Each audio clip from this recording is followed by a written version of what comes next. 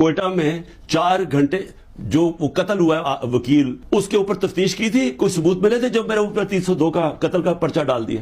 کیا جب ضلع شاہ جب مرا تھا تو 3 دن میرے اوپر 302 جب قتل کا پرچہ لگایا تھا, آپ نے تفتیش کی تھی؟ تو جب FIR کا مطلب ہوتا ہے فرسٹ انویسٹیگیٹنگ رپورٹ, تو جب وہ تفتیش ہوگی تو پتا چلے گا نا. تو میرا سوال یہ ہے کہ برطانیہ میں جو سب سے مقدس جگہ ہے وہ ہے prime minister house, 10 Downing street.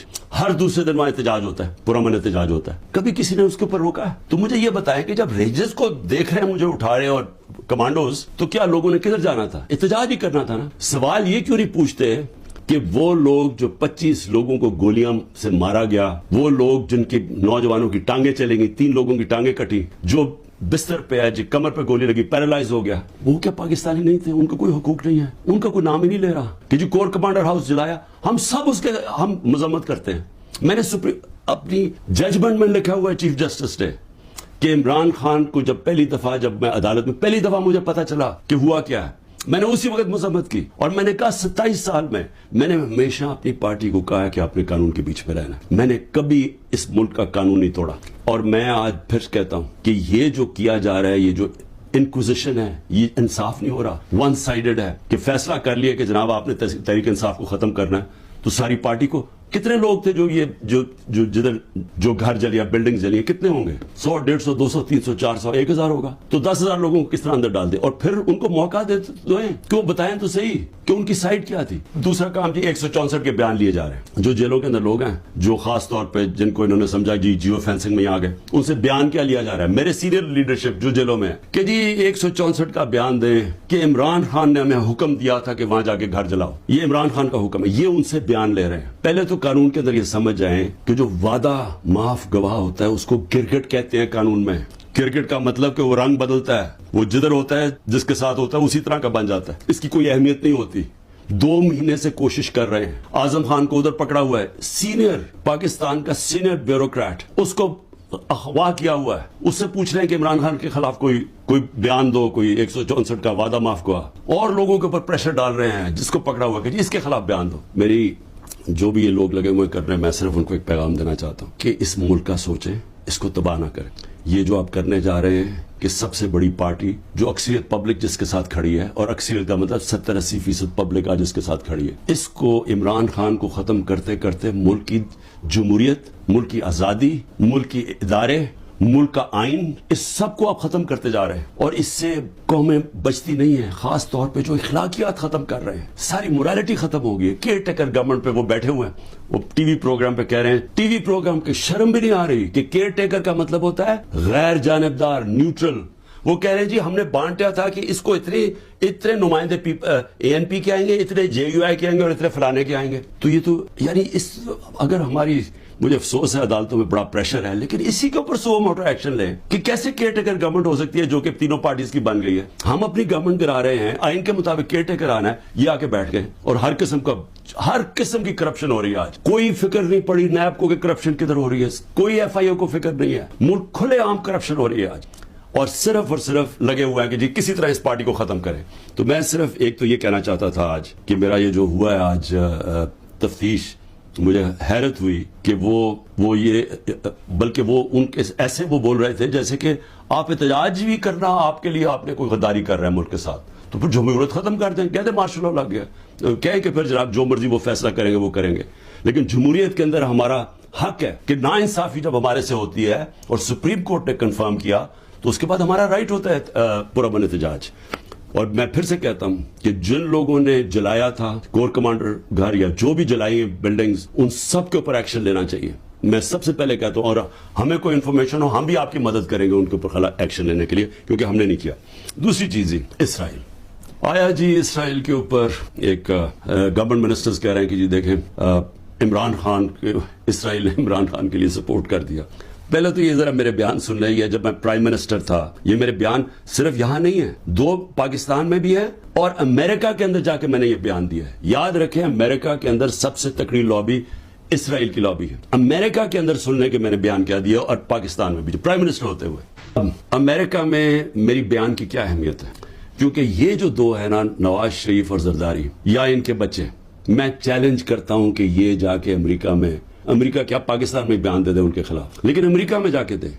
یہ میں کہتا ہوں کہ ان کی اتنی جرت نہیں تھی کہ جب امریکہ نے اور ہندوستان نے مل کے موڈی کے دورے پہ امریکہ جب جوائنٹ سٹیٹمنٹ دی اور انہوں نے کہا کہ پاکستان کا نام لیا بائیلیٹرل ٹاکس میں، پاکستان کا نام آتا ہے کہ جی پاکستان کراس بارڈر ٹیررزم کر رہی ہے اور پاکستان کو بند کرنی چاہیے. کسی کا بیان نکلا کسی کے منہ سے، کہیں وہ بیٹھا ہوا نواز شریف کہ اس کے منہ سے کوئی آواز نکلی، کہیں زرداری کے منہ سے کوئی آواز نکلی؟ نہیں نکلے گی. جب 400 ڈرون اٹیک ہو رہے تھے پاکستان میں، جو دنیا میں کوئی مثال ہی نہیں ہے کہ آپ جس کے لیے جنگ لڑ رہے ہیں وہ آپ ہی کے ملک میں ڈرون اٹیک کر رہے ہیں، ان کے منہ سے ایک لفظ نہیں نکلا. اور میں آج اپنی اسٹیبلشمنٹ سے پوچھنا چاہتا ہوں کہ آپ ان لوگوں کی آج حمایت کر رہے ہیں جن کے اربوں روپے نہیں ڈالر باہر پڑے ہوئے ہیں. یہ کبھی بھی ایک لفظ نہیں کہیں گے ان لوگوں کے پاس جن کو پتا ہے کہ وہ کسی وقت ان کے، جس طرح وہ روسیوں کے اب ڈالر ضبط کر رہے ہیں نا، ان کی روسیوں کی پراپرٹیز جب سے جنگ ہوئی ہے ضبط کر رہے ہیں، وہ کبھی بھی ان کے ڈالرز، کیونکہ چوری کا پیسہ ہے اور اربوں ڈالر پڑا ہوا ہے ان کا باہر، یہ کبھی ان کے خلاف بات نہیں کریں گے، یہ اپنے ملک کے لیے کبھی کھڑے نہیں ہوں گے. یہ تو ان کو تو ہندوستان سے جان جاتی ہے کیونکہ ان کو پتا ہے کہ ہندوستان کی اور اسرائیل کی لابی بڑی مضبوط ہے امریکہ میں، تو یہ تو کبھی بھی نہیں ملک کے لیے سٹینڈ لے سکتے. تو ان کی جو بیکنگ کی جا رہی ہے، میں یہ سوال پوچھتا ہوں کہ آج عمران خان کو تو دہشت گرد ثابت کرنے کی کوشش کی جا رہی ہے.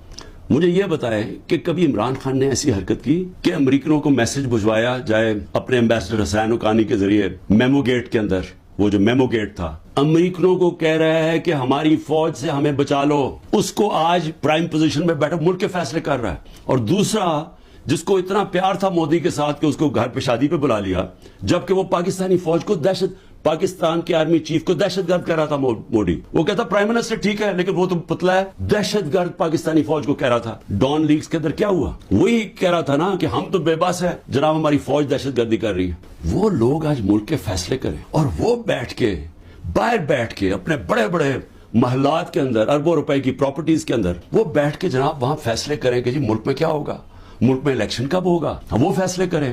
اور یہاں کیا نظر نہیں آ رہا ہماری اسٹیبلشمنٹ کو؟ آپ کو نظر نہیں آ رہا کہ یہ کر کیا رہے ہیں اس ملک کے ساتھ؟ کیا ان کا انٹرسٹ ہے پاکستان سے؟ کیا جب مشکل پڑی یہ ملک سے باہر نہیں بھاگے؟ کیا اسٹیبلشمنٹ نے خود، میں گواہ ہوں جتنی دفعہ مجھے انہوں نے ان کی کرپشن کیسز بتائے ہیں، میں گواہ ہوں جب جنرل باجوہ نے بتایا کہ انہوں نے فلانے ملک سے کتنی کمیشن اربوں ڈالر کی کمائی، میں گواہ ہوں کہ جب انہوں نے بتایا کہ یاسر زرداری کے جو کیسز ہیں، شروع کی بات تھی، بعد میں تو ڈیلنگ کر لی انہوں نے. جنرل مشرف نے جب اس کا نیب کا پہلی دفعہ جو چیئرمین بنا جنرل امجد، مجھے بریفنگ دی گئی کہ ان کی کتنی پراپرٹیز ہیں ملک سے باہر. یہ تو پکڑی گئی ہے نا ایون فیلڈز کی اور 2-3 اور، باقی کتنی پراپرٹیز ہیں؟ میں بات کر رہا ہوں تب کی، آج سے 20 سال پہلے کی. اس کے بعد جو لوٹ مار انہوں نے 10 سال کی وہ اس کے اوپر ہے، اور آج جو کر رہے ہیں. تو کوئی ہمیں فکر نہیں ہے کہ ہمارا ملک بینکرپٹ ہو چکا ہے اور ہم آج انجینئرنگ کر رہے ہیں ہماری اسٹیبلشمنٹ کہ یہی لوگ پھر واپس آ جائیں. تو کوئی فکر نہیں ہے ملک کی. کیا یہ عمران خان نے کوئی ٹھیکہ لیا ہوا ہے کہ وہ سارا وقت یہ سارا برداشت کرے یہ جو ہو رہا ہے آج، اور صرف وہی اسی کے اوپر سارا رکھے کہ جی اس کو کسی طرح دبا دو؟ کس کا فائدہ ہے اس میں؟ اور اس لیے میں آخر میں صرف یہ کہنا چاہتا ہوں کہ دیکھیں یہ بڑی خواب ہے پاکستان کی، بڑا، اس کے لیے بہت بڑے ذہن تھے علامہ اقبال، اس کے لیے جس نے کس طرح کی سٹرگل کی، وہ بہت ہی بڑے لیڈر تھے قائد اعظم. اور وہ لوگوں نے اس ملک کو جس طرح بنایا، اور جس طرح قائد اعظم نے جب پہلی دفعہ پاکستان آئے، جب ابھی پاکستانی بنا 3 ہفتے پہلے آئے، تو انہوں نے کہا کہ اپنے اے ڈی سی کو کہ میں نہیں سمجھتا تھا کہ میری زندگی میں یہ پاکستان بنے گا. یہ وہ ملک تھا، اور ہم نے اپنی آنکھوں سے ہمارے بڑوں کو سنا، کیونکہ ہم تو پاکستان میں پیدا ہوئے تھے، سارے ہمارے بڑے کہتے تو کتنے خوش قسمت ہو آزاد ملک میں پیدا ہوئے. اور یہ ہمیں بدترین غلامی کی طرف جو لے کے جایا جا رہا ہے، نہ کوئی انسانیت رہے گی، نہ کوئی حقوق ہے، جو مرضی چاہے کریں، کوئی قانون توڑیں، چوروں کو اوپر بٹھا دو. جو فورن پالیسی ایسی ہے کہ ہم ساری دنیا میں ذلیل ہو رہے ہیں آج، جن سے اتنی محنت کی کہ جی ہم امریکہ کو خوش کر رہے ہیں، وہ جا کے انہوں نے ذلیل کر دیا. ساتھ والا ہمسایہ اوپر جا رہا ہے، وہ کہتا ہے ان کی فکر ہی نہ کرو، یہ اپنے بوجھ میں اب گرنے لگا ملک. اور اس وقت انہی لوگوں کو جو 30 سال سے اس ملک کی خون چوس رہے تھے، آج ان کو آپ پھر تیاری کرا رہے ہیں اوپر بٹھانے کے لیے. میں ابھی بھی کہہ رہا ہوں کہ یہ جو ملک ہے یہ 27ویں رمضان کو بنا تھا، یہ بڑی خواب کا نام ہے. اور ہم سب کو، ساروں کو، میں سب کو کہہ رہا ہوں کہ ہمیں اس کے لیے جد و جہد کرنی پڑے گی. اور میں انشاءاللہ پھر سے میں ریپیٹ کرتا ہوں، میں بار بار کہتا ہوں، جو بھی ہو جائے میں بھی ہر قربانی کے لیے تیار ہوں اس ملک کی آزادی کے لیے. اور میں آپ سب کو کہہ رہا ہوں کہ آپ کو تیار ہونا پڑے گا قربانی کے لیے، کیونکہ آزادی گھر میں بیٹھ کے نہیں ملتی، زنجیریں گرتی نہیں ہیں، توڑنی پڑتی ہیں، جد و جہد کرنی پڑتی ہے. پاکستان زندہ باد.